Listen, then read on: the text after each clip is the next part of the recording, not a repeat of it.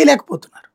ఉమ్, ఉమ్, అలా చెయ్యలేని వాళ్ళు ఎంపీ దగ్గరికి పోయి, విచిత్రం ఏంటంటే ఆయన కొత్తోడే కదా, ఉమ్, మరి ఆయన దగ్గరికి పోయి ఇదిగో ఈడొచ్చి మా నెత్తినెక్కేస్తున్నాడండి అని చెప్తారు బేసిక్. ఉమ్, ఉమ్, ఉమ్, అతను కూడా ఏమి నువ్వు వాళ్ళతో గొడవ పెట్టుకో అని చెప్పరు. కానీ అవును. ఉమ్, అతనేం తప్పు చేయలేయా, మన క్యాండిడేటే ఉమ్, కదా, తెలుగుదేశం క్యాండిడేటే కదా, ఏం ప్రాబ్లం ఉమ్, ఉండదులే అంటారు. అవును. ఉమ్, వీళ్ళు ఇక్కడ ఏంటి పెత్తనం చేయాలని చూస్తారు, ఎమ్మెల్యే కంటే కూడా తమ పెత్తనం చేయాలి. అది దాన్ని ఆయన ఎమ్మెల్యే కూడా ఎంకరేజ్ మా మాట చేయకూడదు. వినాలి. ఉమ్. ఉమ్, ఉమ్, ఉమ్, కొత్తోడు కదా నువ్వు, నా మాట వినాలనే ఇది ఉంటది. రాజకీయాలంటే దేని గురించి చేస్తారండి? కోటీశ్వరుడు కూడా ఎందుకు రాజకీయాల్లో చేస్తారు చెప్పండి?